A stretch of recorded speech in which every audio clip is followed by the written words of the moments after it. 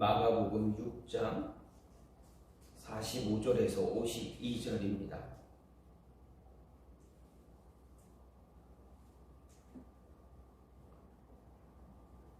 예수께서 즉시 제자들을 재촉하사 자기가 무리를 보내는 동안에 배 타고 앞서 건너편 벳세다로 가게 하시고 무리를 작별하신 후에 기도하러 산으로 가시니라.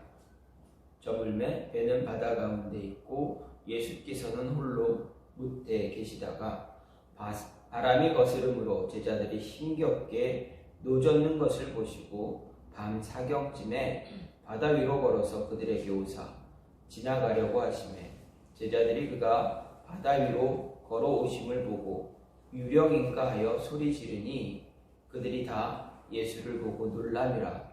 이에 예수께서 곧 그들에게 말씀하여 이르시되 안심하라 내니 두려워하지 말라 하시고 배에 올라 그들에게 가시니 바람이 그치는지라.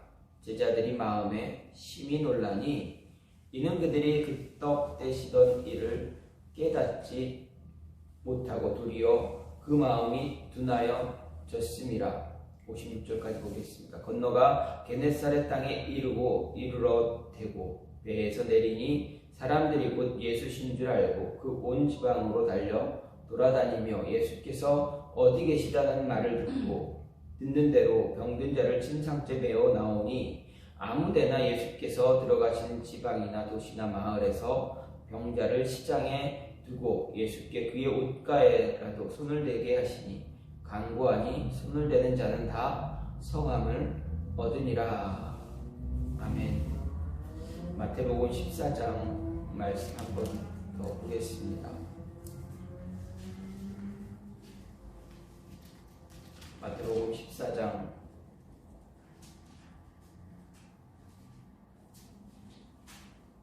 22절에서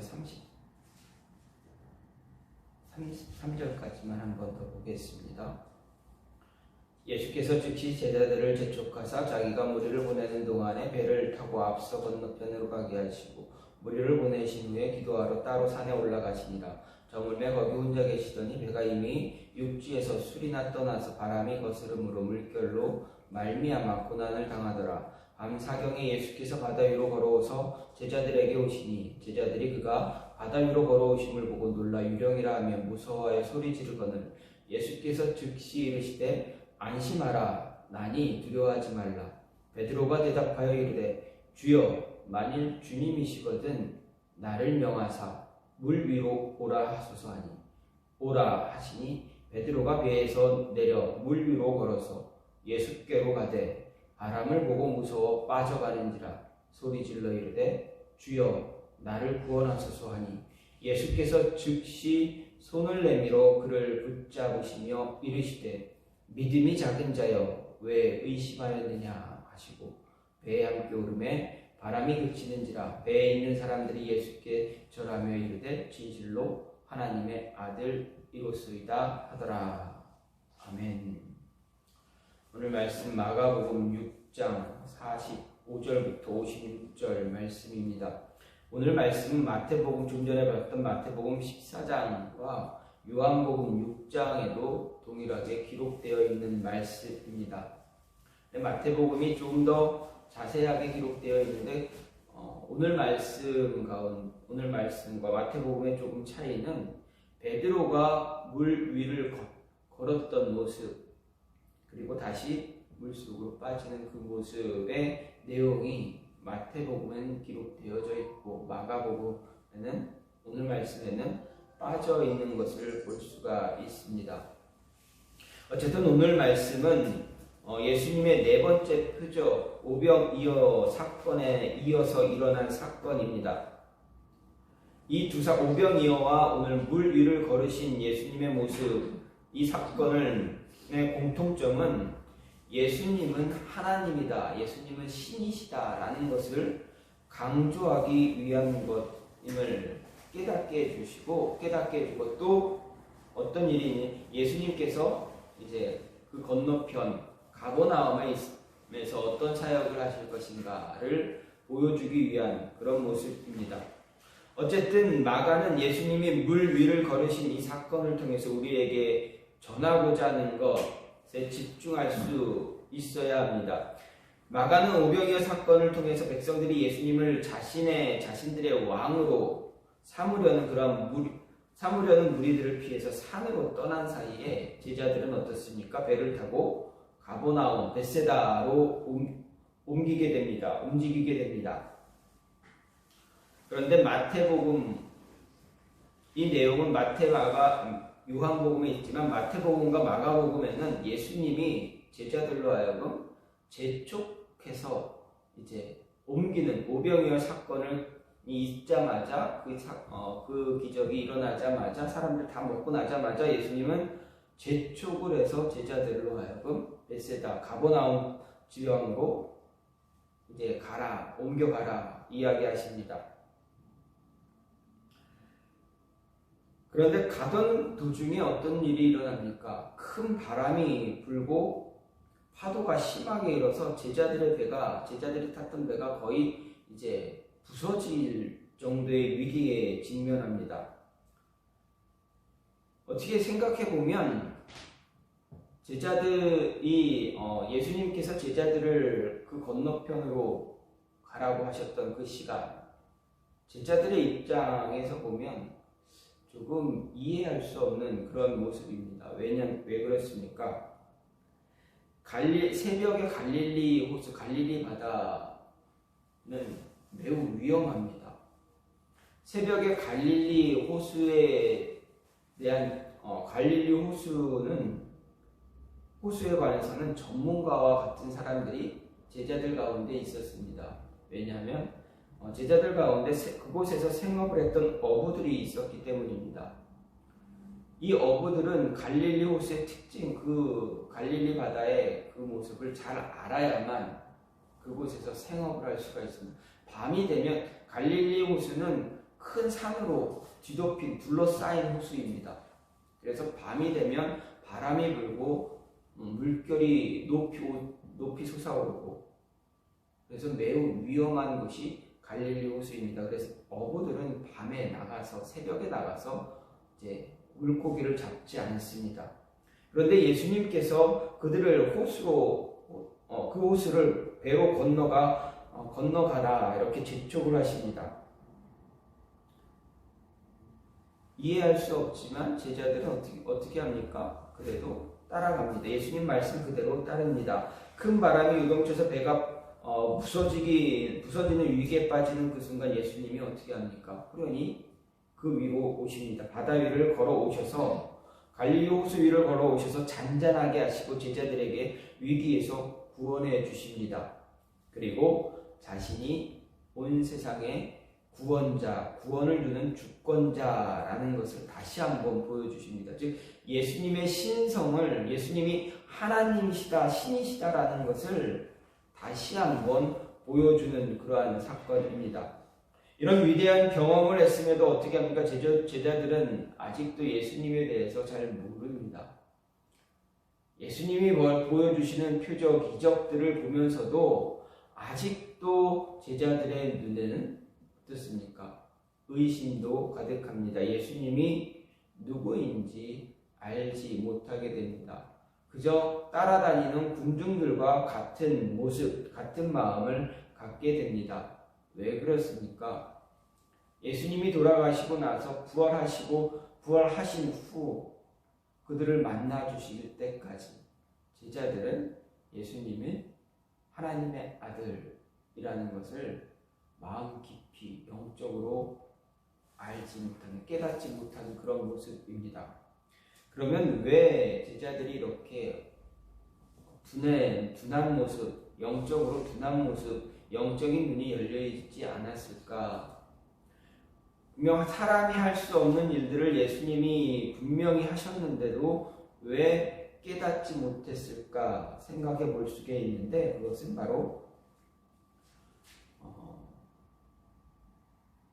영적인 모습, 영적인 눈이 열려 있지 않았다라는 것을 이야기할 수가 있습니다. 그럼 영적인 눈, 영적으로 깨어 있을 수 있는 자가 되려면 어떻게 할까? 이런 모습을 보면서 주시는 은혜를 받으면서 우리가 영적으로 깨어 있는 모습, 그래서 예수님을 하나님의 아들, 우리의 구원자, 우리의 구주로 알 수 있는 그 모습을 가지려면 어떻게 해야 되는가? 먼저 오늘 말씀 보면서 자아 노치에 빠져서 그 자리에서 안주하면 안 된다라는 것입니다.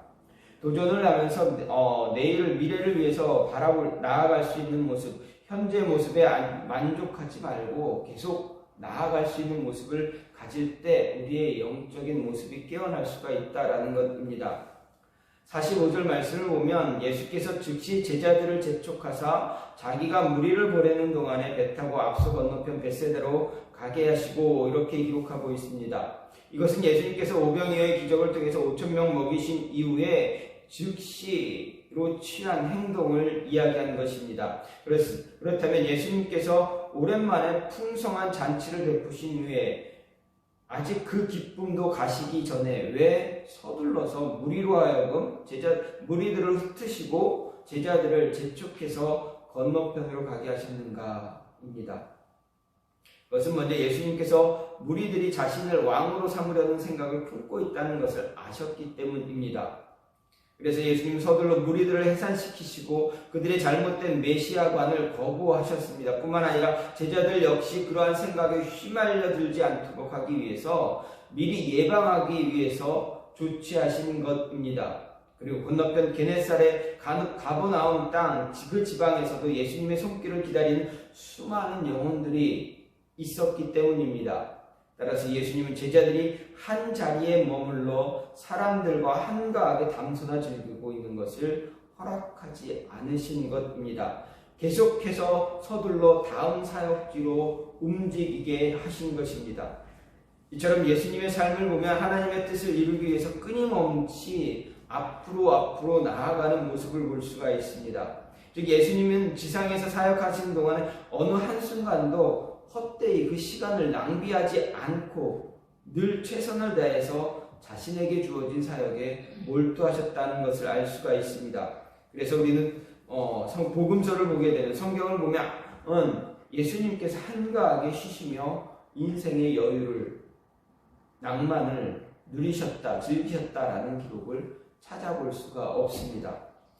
성경을 보면 예수님은 늘 식사할 겨를도 없이 바삐 움직이셨다라는 것을 볼 수가 있습니다. 그렇기 때문에 풍랑에서도 풍랑이 있는 것도 모르시고 배 안에서 그저 주무셨다라는 기록을 볼 수가 있습니다. 그러면 우리의 모습은 어떻습니까? 우리 예수님처럼 하나님께서 우리에게 주신 귀중한 시간, 우리 인생의 시간을 잘 감당하고 있는가? 나에게 맡겨진 일들을 잘 감당하고 있는가? 나에게 주어진 달란트를 잘 사용하고 있는가를 생각해 보아야 합니다. 혹시 다른 제자들이 베드로, 요한, 야고보가 예수님이 변화산에 올라가셨을 때 만났던 그 모습을 보고 여기가 좋사오니 하면서 가만히 멈춰 있는 것은 아닌가 생각해 보아야 합니다. 우리는 예수님께서 공생의 기간이 언제 끝날 것인가 아시면서도 조금도 나태한 모습을 가지지 않았고 마지막까지 최선을 다해서 맡겨진 사역을 하셨다라는 것을 기억해야 합니다. 그렇기 때문에 우리도 우리 인생이 언제 끝날지 모르기 때문에 매일매일 마지막이라는 생각으로 각오로 주어진 달란트 잘 활용하면서 우리에게 맡겨주시는 사역, 사명 잘 감당해야만 합니다.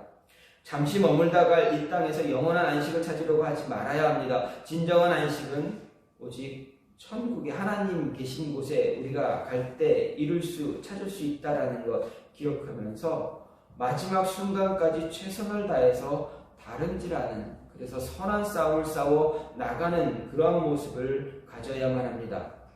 그러면 어떻게 해야 마지막까지 최선을 다름질할 수 있겠는가 생각해 볼 때 그것은 지금 내 상황에 만족해서 안주하지 않는 삶을 살면 된다라는 이야기입니다. 다시 말해 지금 내 모습에 내 스스로의 영광에 도취돼서 멈춰버리는 그런 어리석은 모습 갖지 않으면 됩니다. 예수님은 오병이어의 기적을 보여주셨을 때 그런데 사람들 주변에 있는 군중들이 예수님을 어떻게 합니까? 예수님을 높이 칭송했을, 높이 예수님을 찬양했을 것입니다. 그리고 그들은 생각했습니다. 아, 구약의 신명기에 예언한 메시아가 이분이구나. 그래서 예수님을 자신들의 왕, 정치적인 왕, 세상의 왕으로 삼으려고 했습니다. 그렇게 사람들이 높이고 또 높였습니다.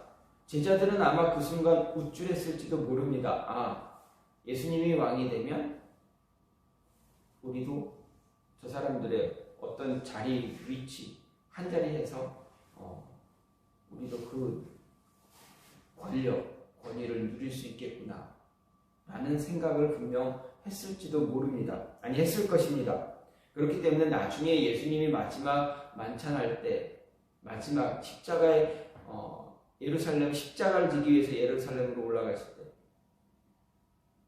제자들은 그러지 않았습니까? 예수님 좌편에 저를 좌편에, 저를 우편에 이렇게 자리 한 자리씩 달라 이렇게 요구도 하지 않았습니까? 어쨌든 예수님을 높이는 사람들, 군중들을 보면서 우쭐했을 것입니다. 그런데 예수님은 어떻습니까? 그 모습에 도취되셨습니까? 사람들이 영광을 돌리는 그 모습에 만족하셨습니까? 그리고 그곳에 그들과 함께 있기를 원하셨습니까? 만약 예수님이 자신의 영광에 도취되어 계셨다면 아마도 군중들의 심리에 휘말렸을 것이고 매우 큰 어려움에 빠지게 되었을 것입니다. 하지만 예수님은 지금 주어진 영광에 만족하거나 도취되지 않고 그 자리를 속히 벗어나셨습니다. 자신의 영광에 도취되어 버리면 유혹에 빠져들기 쉽습니다. 유혹을 물리치기가 어렵습니다. 다른 유혹의 손길이 다가올 때 그 유혹을 벗어나기 어렵게 됩니다. 내 자신의 영광에 도취되어 버리면, 내 스스로의 모습에 도취되어 버리면 또 다른 유혹에 물려들 때 벗어날 수가 없습니다. 유혹은 유혹을 낳고 죄는 죄를 낳듯이 유혹은 계속 끊임없이 우리 마음을 유혹하게 됩니다. 그것을 물리치지 못하면, 그 순간 일어나지 못하면, 벗어나지 못하면 또 다른 유혹들이 끊임없이 나타납니다. 쉽게 말해서 흔히 우리가 예를 들면 아이들이 공부를 합니다. 학생들이 공부할 때 공부하려고 마음의 준비를 합니다. 근데 친구가 옵니다. 잠시 놀자고 합니다. 어떻게 잠깐 놀고 하지, 내일부터 하지. 이런 이것은 하나의 유혹입니다. 내 결심, 내 결단을 무너뜨린 하나의 유혹입니다. 근데 그 유혹에 무너지면 어떻게 됩니까? 계속 무너지게 됩니다. 우리가 이런 모습은 우리의 삶에서 우리가 다 경험한 모습입니다. 경험했지만 그것을 큰 문제로 여기지 않기 때문에 또 그 유혹에 계속 무너지게 됩니다. 이처럼 자신의 모습에 안주하면, 내 삶에 어떤 모습에 안주하거나 가만히 멈춰서 있으면 어떻게 됩니까? 우리의 영적인 모습은 닫혀지게 됩니다. 깨어있지 못하고 계속 닫혀진 모습만 경험하게 됩니다. 철저하게 내가 영광의 모습이 있을 때, 내가 잘 되었을 때, 그때 철저하게 알아야 됩니다. 내려놓고 그것을 벗어나야 할 때 내려놓고 벗어날 수 있는 모습, 그것을 가질 때 영적으로 깨어있는 자의 모습이 될 수가 있습니다. 두 번째로, 의심하는 자 되지 말아야 합니다. 마태복음 14장 30절 31절 말씀에 뭐라 얘기했습니까? 베드로가 물을 보고 바다 위를 걸으면서 파도를 보고 빠져갑니다. 그때 예수님 뭐라 이야기하십니까? 믿음이 작은 자여, 왜 의심했느냐 이야기합니다. 우리가 언제나 영적으로 깨어있는 자가 되고 싶다면, 하나님 말씀, 하나님의 음성 잘 분별하며 듣길 원하는 모습을 갖고 싶다면 우리 안에 있는 의심을 완전히 제거해야 합니다. 사람들이 믿음의 반대말 무엇이냐고 물을 때 여러분 어떤 답을 하겠습니까? 믿음의 반대말에 가장 알맞은 답은 믿지 않는 것, 불신이 정답은 아닙니다. 불신이 아니라 의심입니다. 왜냐하면 의심은 믿지 못하게 만들기 때문입니다.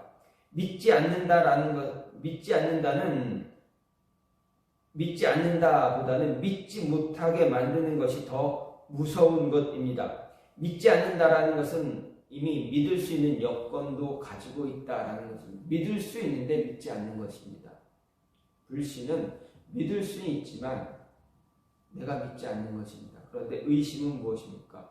내가 믿을 수 있는 그 여건마저도 아예 차단해버리는 것입니다. 작은 믿음도 갖지 못하게 하는 믿으려고 하는 그 마음도 갖지 못하게 하는 것이 바로 의심입니다. 그래서 예수님은 물에 빠져가는 베드로를 보고 왜 믿지 않았느냐 묻지 않으시고 왜 의심했느냐 물으신 것입니다. 그러면 의심은 무엇입니까? 좀 전에도 말씀드렸듯이 베드로가 휘몰아치는 바람을 보고 무서워해서 물속에 빠져들었다라는 것입니다. 특별히 주목할 사실은 베드로가 무서워서 물속에 빠져들어가게 된 원인, 그것이 무엇입니까? 바람을 보았다라는 것입니다. 예수님을 바라보면서 배에서 발걸음을 꺼냈지만 한 걸음, 두 걸음 걸은 이후에 그의 시선이 어디로 갔습니까? 예수님을 바라보지 않았고 요동치는 바람을 보았습니다. 그랬더니 그가 물 속으로 빠져들기 시작했습니다. 만약에 베드로가 바다를 보지 않았다면, 파도를 보지 않고 예수님만 바라보았다면 어떻게 됐습니까? 그는 예수님이 계신 곳까지 걸어간 사람이 될 것입니다. 물론 베드로는 최초로 물 위를 걸은 사람입니다. 예수님을 빼고 정말 최초로 물 위를 걸었던 사람이 베드로입니다. 그 누구도 베드로와 같은 경험을 한 사람은 아무도 없습니다. 그러나 베드로의 시선이 파도가 아닌 예수님만 바라보았다면 그는 예수님이 있는 곳까지 걸어갈 수 있었고 다시 예수님과 배 위로 걸어서 돌아올 수 있는 사람이 되었을 것입니다. 무엇이 중요합니까? 여기서 가장 중요한 것이 무엇입니까? 베드로의 시선입니다. 어디를 바라보느냐입니다. 의심은 우리가 어디를 바라보고 있느냐입니다. 의심이라는 것은 내가 예수님을 바라봐야 되는데 예수님이 아닌 다른 것을 바라볼 때 의심이 우리 마음속에 일어난다라는 것입니다. 우리의 시선이 예수님을 떠날 때 우리의 믿음은 성공이 아닌 실패된 믿음이 되어버립니다. 우리의 시선이 예수님을 떠나면 우리의 믿음도 떠나게 되어진다라는 것입니다. 아무리 큰 문제가 닥쳐오더라도 아무리 큰 환난이 어려움이 우리를 흔들고 할지라도 우리가 예수님만 바라보면 결코 절대로 흔들리지 않을 수 있습니다. 오히려 담대하게 그 순간 모든 문제 다 당당하게 맞아들일 수가 있습니다. 그리고 이길 수 있습니다. 믿음 잃지 않고 이겨낼 수가 있습니다. 실족하지 않을 수 있습니다. 시험 들지 않을 수 있습니다. 시험 들고 실족하고 넘어지고 무너지는 이유는 무엇입니까? 예수님을 봐야 할 그 순간에 예수님이 아닌 다른 것을 바라보기 때문입니다. 우리의 시선이 예수님이 아닌 내 앞에 놓여진 문제, 내 앞에 놓여진 환난, 고통들, 고난, 그 모습에 내 눈이, 내 시선이 가고 있기 때문에 그것이 더 크게 다가오게 되는 것입니다. 예수님이 제자들에게, 우리에게, 저와 여러분에게 은혜를 허락해 주십니다. 은혜를 받습니다. 은혜를 풍성하게 받는 것처럼 느끼면 어떻습니까? 우리는 계속 예수님만 바라봅니다.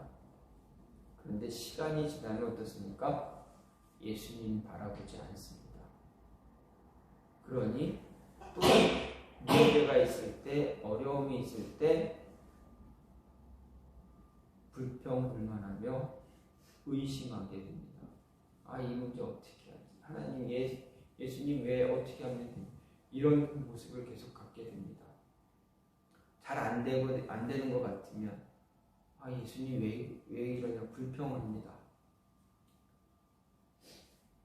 중요한 것은 무엇입니까? 우리가 무엇을 바라보고 있느냐. 예수님을 바라보고 있으면 우리의 시각, 우리의 생각, 우리의 마음가짐 모든 것이 변하게 됩니다. 그러나 문제를 바라보면 문제만 보입니다. 새로운 것을 도전할 때, 시작할 때 우리가 어떤 프로젝트를 하게 되면, 어떤 일들을 계획하게 되면 이것저것 많은 것을 준비하지 않습니까? 잘 될 것, 계획을 잘하지만 안 될 것도, 안 되는 어떤 상황도 생각하고 이런 모습을 다 생각해 보지 않습니까? 그런데 안 될 것을 먼저 생각을 하게 되면 어떻습니까? 힘들고 위험하다라고 생각하면 아무것도 할 수가 없습니다. 하나님 바라보고 예수님 바라보고 될 것을 생각하고, 하나님이 이 문제 나에게 내가 감당할 수 없는 이 문제가 있을 때 분명 하나님이 내가 원하는 방향으로 하지 않으시면 분명 또 다른 길을 허락하실 것이다 바라보면서 하나님만, 예수님만 바라보면 그 길은 열리게 됩니다. 새로운 해답의 길을 찾을 수가 있게 됩니다. 의심하면 우리의 모든 것, 영적인 모든 것은 다 닫혀버립니다. 눈도 닫히고 귀도 닫히고 마음도 닫히고 아무것도 할 수가 없게 됩니다. 의심하지 마시고 하나님이, 예수님이 분명하게 이 모든 것들을 이끌어 나가시고 해결해 나가실 것이다 믿고 나갈 수 있는 모습이 있기를 간절히 소망합니다. 그러기 위해서는, 의심하지 않기 위해서는 저와 여러분의 시선이 어디에 고정되어져 있어야 됩니까? 하나님에게 고정되어져 있어야 됩니다. 시선이 다른 곳 향하지 않도록 한 곳만 바라볼 수 있도록 고정시키시길 소망합니다. 마지막으로 마음의 완고와 마음에 둔해지는 것을 극복할 수 있어야 영적으로 깨어날 수가 있습니다. 52절 말씀을 보면, 마가복음 6장 52절 말씀을 보면, 이는 그들이 그 떡 떼시던 일을 깨닫지 못하고 도리어 그 마음이 둔하여졌습니다. 이렇게 이야기합니다. 여기서 그 떡 떼시던 일은 바로 직전의 사건, 오병이어의 사건입니다. 제자들은 오병이어의 기적을 직접 눈으로 목격했으면서도 눈이 어두워져 아직 예수님이 그 옛날 홍해를 가르시고 만나를 먹이시고 이스라엘 백성을 인도하셨던 그 하나님이라는 것을 알아보지 못했습니다.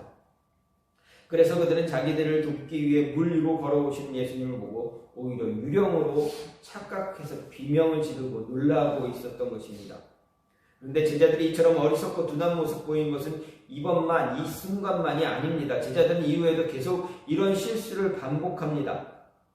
이런 실수를 저지르는 것은 제자들만이 아니라 당시 유대인들의 공통된 현실입니다. 그래서 복음서를 보게 되면 바리새인들 물론이고 고향 나사렛 사람들까지도 예수님의 겉모습만 보고 조롱하고 배척한 것을 볼 수가 있습니다. 즉 그들은 솔로몬보다 더 큰 지혜의 말씀을 들으면서 선지자들이 그토록 보고자 했던 그 크고 놀라운 기적들을 눈으로 보면서도 그들의 눈이, 영적인 눈이 닫힌 관계로 예수님의 실체를 바로 보지 못했다라는 것입니다.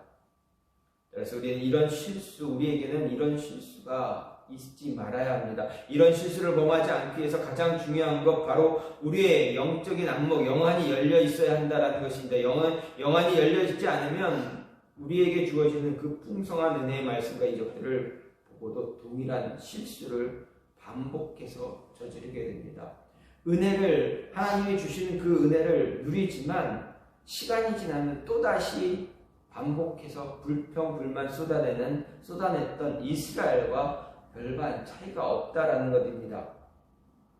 영적 안목이 닫혀 있으면 마음이 둔해집니다. 눈앞에 놓인 풍성한 은혜를 내 것으로 만들 수가 없습니다. 마음이 둔해지고 완고해지면 눈앞에 일어나는 이적, 기적들의 모습들 바르게 받아들일 수 없습니다. 아무리 많은 이적이 일어나도 아무리 풍성한 은혜를 경험해도 깨닫지 못하고 은혜로 여기지 못하게 됩니다. 과거 이스라엘 광야 40년간 하나님 이스라엘 향해서 얼마나 많은 은혜를 허락해 주셨습니까? 저는 개인적으로 생각하기를 이 광야 40년이 이스라엘에게 있어서 가장 위대하고 위대한 순간이었다라고 저는 생각합니다. 왜 그렇습니까? 그들 눈으로 직접 하나님을 보았습니다. 그들이 말만 하면 하나님이 부어주시고 은혜를 부어주셨습니다. 요구만 하면 하나님이 주신 모든 것 다 주셨습니다. 홍해도 갈라주시고 바위 위에서 물도 솟아나게 하시고 하늘에서 만나와 메추라기가 떨어지고 그들이 입고 있던 옷이 하나도 헤어져서 벌거벗었다라는 것 성경은 이야기하지 않습니다. 그들의 필요 하나하나 아주 작은 것 하나하나까지도 하나님께서 다 챙겨주셨습니다. 그들의 눈으로 볼 수 있게끔 불기둥으로 인도하시고 구름기둥으로 그들에게 휴식을 주셨습니다.